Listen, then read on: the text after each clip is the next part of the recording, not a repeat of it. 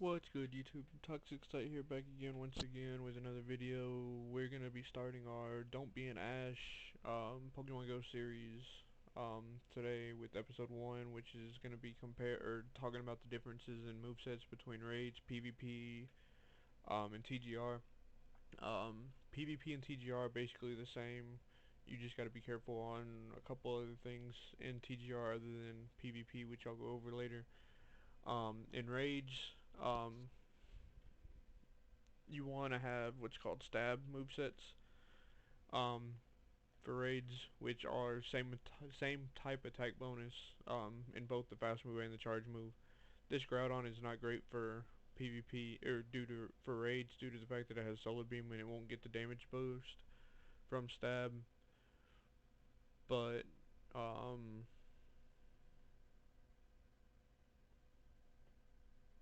let me find them. Where are you, buddy? He's way down here, isn't he? But this Groudon does with double ground. He's ground type.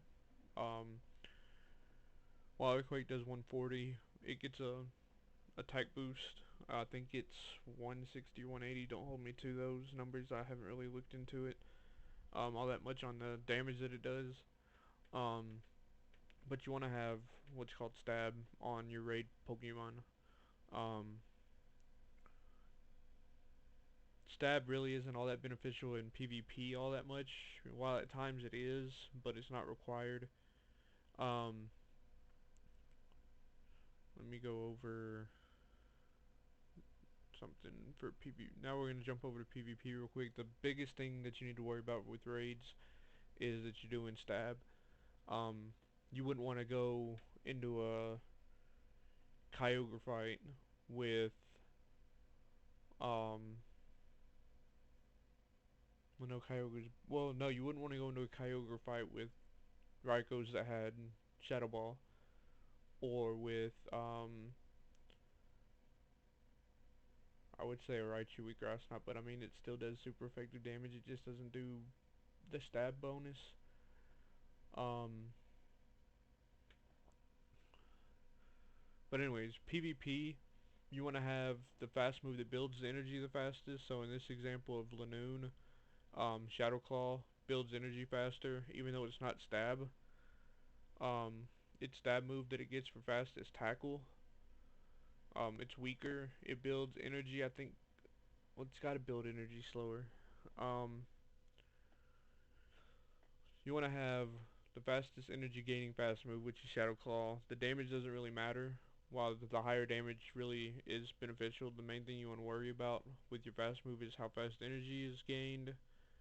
Um, and then with your charge moves, while you could shoot for stab, there are some mons that benefit from the stab in PvP, like Sableye, like Azumarill, Skarmory, Altaria, um, Defense Deoxys with Shadow Boost or Psycho Boost, um, and stuff like that. It's not required because Lanoon is normal type while it does get Hyper Beam, and Hyper Beam is an OHKO, a one-hit KO on most things that it hits. Um, in PvP, it's not required because you can get more coverage with Grass Knot and Thunder. PvP, the movesets are mainly based off of your coverage because if I have this Lanoon in, and they know I have Shadow Claw, they could switch in a normal type to resist the Shadow Claw, but they don't know that I have Thunder or Grass Knot in the back. Um, this moveset was really built for one of the cups that had water and ground types. So with this Lanoon, I had both of them covered. I had Thunder for the waters and grass for the grounds that came in. Um, because if they saw that I had, or no, it wasn't water ground. It was flying water, flying ground, flying rock. I can't remember what the thing was, but like if they saw that I had one, they'd switch into the one that resisted it, and then I'd have the second one in the back for it. Um, In PvP, like I said, you mainly want to have coverage, bubble, play rough, ice beam. Um, you want to have coverage, but at the same time, you want to have what are called baiters, which this speed drill is an excellent example of. Um, the baiters are the charge moves that you can get off faster. Um, Fell Stinger charges up 3 poison jabs faster than Drill Run does. And why it's called a baiter is you could charge up a little over Fell Stinger or whatever your baiting move is, which I'll explain how to tell if it's a baiting move or not here in a minute. You could charge slightly over Fell Stinger and then throw the charge move, and if your opponent's not counting how many poison jabs you got off, they might think, hey, he's got a drill run, hey, he's got a sludge bomb coming at me. And shield, because that's more damage that they'd be blocking, because Fell Stinger only does 20, plus stab. But if they're not watching carefully enough, if they're not counting closely enough, they'll block a Fell Stinger, which you get the boost regardless, the attack boost regardless, and therefore they wasted a shield on a move that they would have barely taken any. Now, all your poison jabs do more damage, your next charge move's going to do more damage, and a lot of people don't throw 2 shields back to back. So if you charge over Fell Stinger, throw a Fell Stinger, hit 2 more poison jabs, you can throw that drill run, and most people won't, like I said, won't shield back to back moves in PvP if they're smart. Um, Another thing to watch out for in PvP, or to know about PvP, is, um, or never mind, back to the baiters. A baiting charge move is a charge move that charges really quickly, but um, charges really quickly,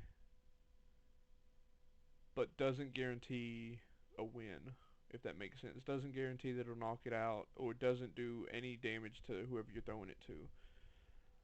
Like with this Gliscor, Night Slash is its bait move, but also Night Slash is not a bait move due to the fact that it hits a lot of Pokemon for super effective damage, but it is a bait move due to the fact that if you charge up 1.5 Night Slash, yeah, almost 2 Night Slashes, you get an Earthquake. And therefore, if you charge up a little over Night Slash, like I was explaining with the Beedrill, um, they might think you're throwing an Earthquake if they miscounted your wing attacks or your Fury Cutters. Um, and that's a video for another time. I'll do a video on the counts of charge moves to make your Earthquakes or whatever moves, with examples and video of them happening. Um, but the biggest difference between PvP and raids is you don't absolutely 100% need stab on PvP mons to be effective. Um, Now, talking about TGR, like I said in the beginning of the video, PvP and TGR are close to the same thing. The only thing that makes them different is with TGR, you want to worry about the counters, worry about resistances, but the first or one of the 3 mons you want to have them have the fastest energy gain plus the fastest charge move that Pokemon can have. And especially against you don't have to have that against the grunts. The grunts just worry about your counters. If you're going against the poison type, bring psychics or ground. If you're going against the fire types, bring water or rock. If you're going against the water type, bring electric or grass. If you're going against the electric type, bring rock or ground or well, most of them right now, the Magnemite family, bring fighting, um, and so on and so forth. I'll do a video on the weaknesses and resistances later. But the leaders, Sierra, Arlo, and Cliff, you absolutely need to have your fastest energy gain and your fastest charge move so that you can throw them and delete their or make them use their shields. Um, and same with Giovanni. But Giovanni's a totally different animal, which I'll go over shortly. The biggest threats of the leaders were, or there's thing that I do sometimes is I bring in what's good against their second or third Pokemon if I have an idea of who it is, as the starter, and I'll charge up a little bit of their charge move with like 3 or 4 attacks, and then I'll swap it out to the one that I need to use all the leader shields. Um, and then I'll throw those against the first one, knock the first one out, and then I'll have that Pokemon that I brought in that counters the second or third one, whichever one, built up with energy already. And if done correctly, um, once you've already baited both of the shields, um, once you've used up both of the shields of the team leaders, um, you'll have your switch counter, or your switch clock is ran out and you can switch. Um, or you can just let your Pokemon faint and then get a free switch anyways. Um, that's something to do. The only thing I would not suggest doing that against is if you run into Giovanni and its Persian has Scratch, because Scratch is a beast of its own. If you run into, if they bring Sierra and Arlo back with Sneasel or Scyther, I wouldn't do it if it was, is it Feint Attack on Sneasel? Not Groudon.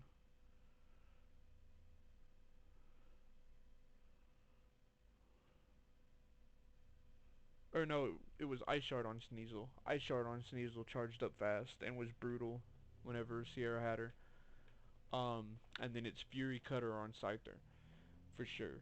Um, I would not run the switching method on those three, the Ice Shard Sneasel, the Fury Cutter, Scyther with a Scratch Persian, due to the simple fact that they'll outcharge you and potentially outdamage you, on that right after that switch counter goes all, or right as soon as the 3 second after the switch ends.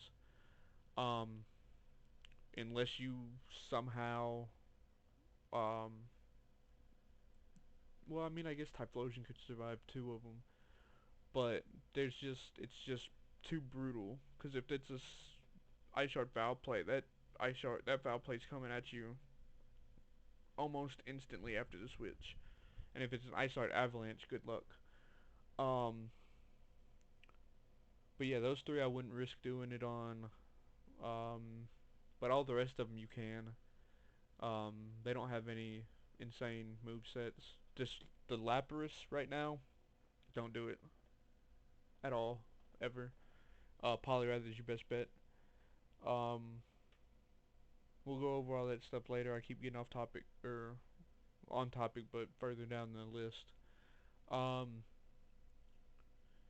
in the next video, we'll continue talking about more move sets, the best move sets. We'll talk about IVs, and we'll move into raid counters, like the best of each. We'll start covering raids and typings. Until next time, keep it real, be good to yourself, be good to your loved ones, and I will see you next time.